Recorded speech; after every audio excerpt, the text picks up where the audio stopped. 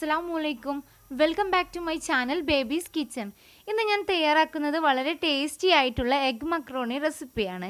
ഇത് കുറച്ച് സ്പൈസി ആയിട്ടാണ് ട്ടോ ഞാൻ തയ്യാറാക്കുന്നത്. എരിവ് ഇഷ്ടമുള്ളവരൊക്കെ എന്തായാലും ഒന്ന് ട്രൈ ചെയ്ത് നോക്കുക. ചാനൽ സബ്സ്ക്രൈബ് ചെയ്യാത്തവരുണ്ടെങ്കിൽ പ്ലീസ് ചാനൽ ഒന്ന് സബ്സ്ക്രൈബ് ചെയ്തേക്കണേ.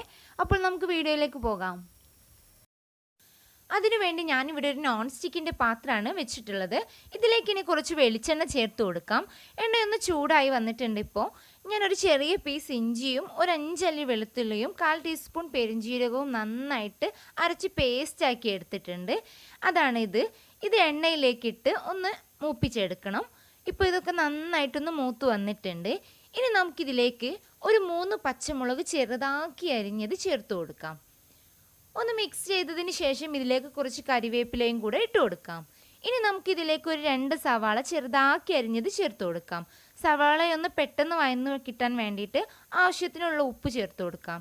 എന്നിട്ട് നന്നായിട്ടൊന്ന് മിക്സ് ചെയ്തതിന് ശേഷം ലോ ഫ്ലെയിമിൽ നമുക്കിതൊന്ന് വാടുന്നത് വരെ അടച്ചു വെക്കാം. ഇപ്പോൾ സവാളയൊക്കെ നന്നായിട്ട് വഴന്ന് വന്നിട്ടുണ്ട്. ഇനി നമുക്കിതിലേക്ക് 2 തക്കാളി ചെറുതാക്കി അരിഞ്ഞത് ചേർത്ത് കൊടുക്കാം. ഒന്ന് മിക്സ് ചെയ്തതിന് ശേഷം ആവശ്യമുള്ള പൊടികളും കൂടെ ചേർത്ത് കൊടുക്കാം. 1 ടീസ്പൂൺ മുളക് പൊടി, 1/2 ടീസ്പൂൺ മല്ലിപ്പൊടി, 1/2 ടീസ്പൂൺ മഞ്ഞൾപ്പൊടി, 1/2 ടീസ്പൂൺ കുരുമുളക് പൊടി. ഉപ്പ് നമ്മൾ പാകം നോക്കിയതിന് ശേഷം നന്നായിട്ട് ഒന്നും കൂടെ വീണ്ടും മിക്സ് ചെയ്തിട്ട് അടച്ചു വെക്കാം. ഇനി നമുക്ക് മക്രോണി ഒന്ന് വേവിച്ചെടുക്കണം. അതിനുവേണ്ടി കുറച്ച് വെള്ളം തിളപ്പിക്കാൻ വെച്ചിട്ടുണ്ട്. ഇതുപോലെയുള്ള ഒരു ബൗൾ നിറയാണ് ഞാൻ മക്രോണി എടുത്തിട്ടുള്ളത്. ഇപ്പോൾ നന്നായിട്ട് വെള്ളമൊക്കെ തിളച്ചു വന്നു. ഇതിലേക്ക് ഇനി 1 ടീസ്പൂൺ ഉപ്പ് ചേർത്ത് കൊടുക്കാം. ഇനി ഇതിലേക്ക് എടുത്തു വെച്ചിട്ടുള്ള മക്രോണി ഞാൻ ഒന്ന് കഴുകിയതിന് ശേഷം ഇട്ട് കൊടുക്കുകയാണ്. ഇനി ഒരു 5 മിനിറ്റ് നേരം മാത്രം നമുക്കിതൊന്ന് വേവിച്ചെടുക്കാം. 5 മിനിറ്റിന് ശേഷം ഞാൻ ഇത് ഒരു ഓട്ടയുള്ള പാത്രത്തിലേക്ക് മാറ്റിയിട്ട് അതിലുള്ള വെള്ളമൊക്കെ ഒന്ന് ഊറാൻ ഊറ്റി വെച്ചിട്ടുണ്ട്. ഇപ്പോൾ നമ്മുടെ മസാലയൊക്കെ നന്നായി വഴന്നു വന്നിട്ടുണ്ട്. ഇനി ഞാൻ ഇതിലേക്ക് ഒരു 3 ടേബിൾ സ്പൂൺ ടൊമാറ്റോ സോസ് ചേർത്ത് കൊടുക്കുകയാണ്. എന്നിട്ട് ഒന്ന് മിക്സ് ചെയ്യുക.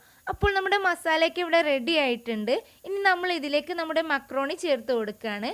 എന്നിട്ട് മിക്സ് ചെയ്തെടുക്കാം. ഇനിയാണ് നമ്മുടെ മുട്ട ചേർത്ത് കൊടുക്കുന്നത്. അപ്പോൾ ഞാൻ ഇവിടെ 3 മുട്ട പുഴുങ്ങി എടുത്തിട്ടുണ്ട്. എന്നിട്ട് ദേ ഇതുപോലെ ചെറുതാക്കി അരിഞ്ഞിട്ട് ചേർത്ത് കൊടുക്കുകയാണ്. ഇനി കുറച്ച് മല്ലിയിലയും കൂടെ ചേർത്ത് കൊടുക്കാം. മുട്ടയുടെ വെള്ളം മാത്രമേ ഞാൻ ചേർത്ത് കൊടുത്തിട്ടുള്ളൂ. മഞ്ഞ ആവശ്യമുള്ളവർക്ക് വേണമെങ്കിൽ ചേർത്ത് കൊടുക്കാം. അപ്പം നമ്മുടെ സ്പൈസി മക്രോണി ഇവിടെ റെഡി ആയിട്ടുണ്ട്. എരിവ് ഇഷ്ടമുള്ളവരൊക്കെ എന്തായാലും ഒന്ന് ട്രൈ ചെയ്ത് നോക്കുക. വീഡിയോ ഇഷ്ടപ്പെട്ടാൽ ലൈക്ക് ചെയ്യുക.